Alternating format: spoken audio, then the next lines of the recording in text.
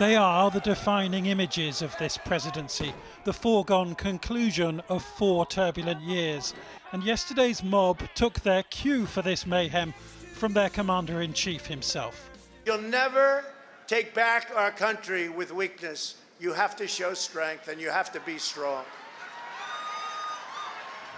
From the very beginning, at his inauguration, Trump's promise to cut crime and create jobs was chilling in its tone.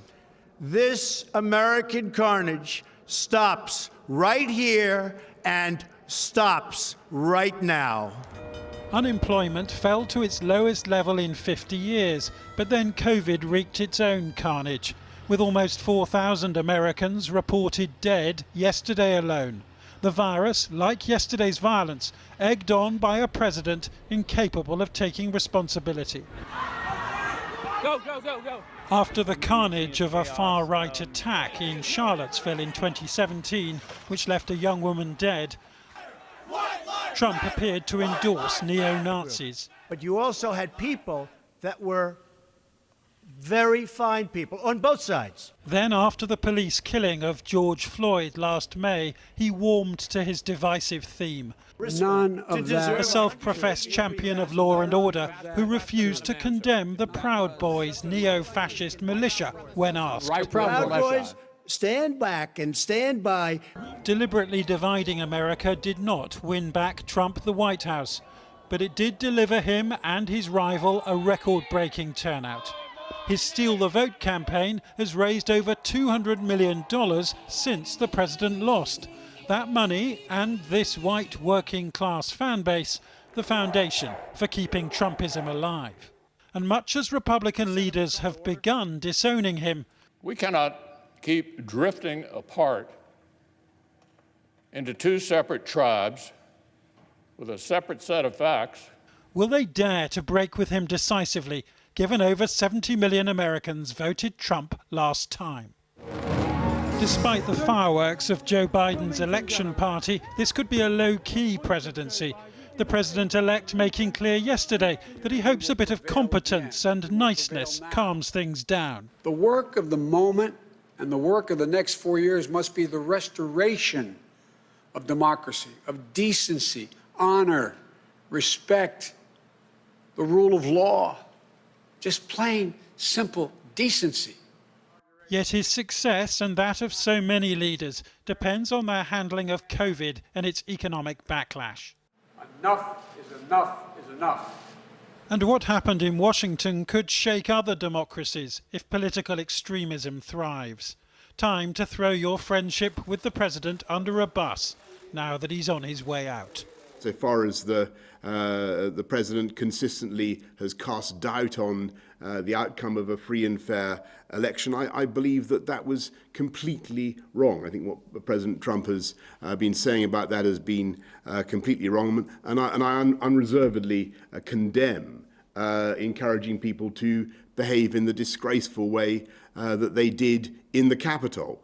And all I can say is I'm very pleased that the president-elect has now been properly duly confirmed in office, and that democracy has prevailed. There are still a couple of weeks for Trump to commit a foreign policy blunder in the Middle East. The USS Nimitz is staying within striking distance of Iran for longer than planned. USA! USA! And the president's already shown that he's leaving office with a bang. Maybe his supporters will be shocked to their senses by what he's unleashed, but it could take years for the spell he's cast to wear off. Carnage from start to finish. Jonathan Rugman reporting. Well, now I'm joined by Janet Napolitano, who was the US Secretary of Homeland Security during President Obama's first term of office. Janet Napolitano, does yesterday's violence speak of a far-right threat to America, or did it simply illustrate Donald Trump as a right-wing rabble-rouser? Well, both. Those aren't mutually exclusive. We've always had some extremist tendencies in the United States, but Donald Trump threw gasoline on that fire, and it kind of exploded on us yesterday. And now the job of President Biden, when he takes office, is to lead us into a calmer and better future and a restoration of what real American values are.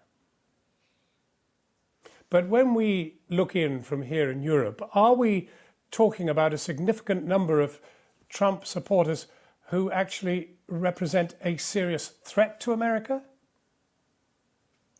I don't believe so. Now, he had a significant number of voters in November, 8 million fewer than Joe Biden did, in point of fact, but he had a significant number of voters. But I don't think the vast majority of those voters sanction the out of control mob violence that we saw yesterday. That was just a mob. When we saw this extraordinary insurrection yesterday, we thought back to the Black Lives Matter rally that came up to Capitol Hill and the vast security that was rolled out to ensure there was no violence or any problem. What happened? There was nothing to control what was going on. The police just sort of fell away as far as one can see. Oh, I think the law enforcement response was inadequate, ill-planned, and you're right to point out how different it was for these planned protests compared to Black Lives Matter, and I think that raises some important questions too. But it is very clear to me from a law enforcement perspective that this was botched from the get-go.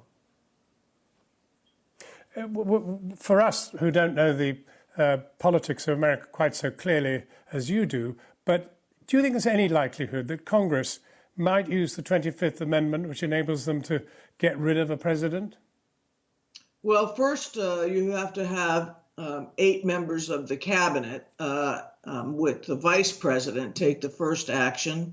I'm not sure we're going to see that occur. I think a more likely avenue, should Congress want to act, is a second impeachment of the president, this time with a trial and conviction in the Senate for inciting sedition against the United States.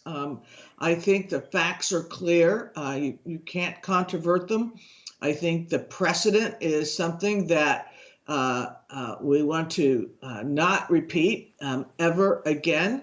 And I think that actually would be one way for the Republican Party to cure itself of the stain that Trump has put on them. And very briefly, do you think the genie can be put back in the bottle? Well, America is a country. We have highs and lows. We swing one way, we swing the other. But our democracy is a very resilient democracy, and I think so many people were appalled with what they saw yesterday that those actions may themselves help put Trumpism back in the bottle. And I think Trumpism is really what we're concerned about here. Janet Napolitano, thank you very much indeed. And I didn't even get a chance to speak to you about your amazing book, which is called How Safe Are We? But we'll answer that question another time. Thank you so much.